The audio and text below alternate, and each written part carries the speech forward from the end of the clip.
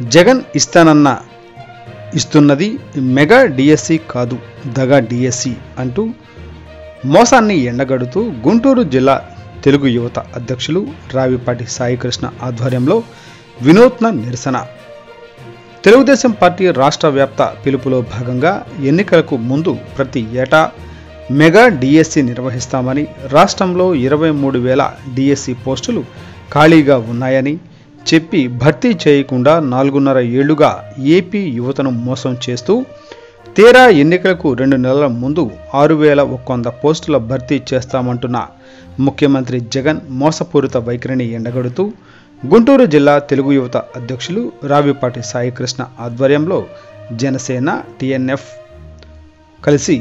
గుంటూరు జిల్లా కలెక్టర్ కార్యాలయం ఎదుట కోళ్లను వేలాడదీసి విస్తరలలో కూరలు లేకుండా ఎదురుగా వేలాడుతున్న నాటి కోడి కూరలను ఊహించుకుంటూ ఒట్టి అన్నం ఒకరికి ఒకరు పెట్టుకుంటూ తింటూ జగన్ ఇస్తాడన్న డిఎస్సీలు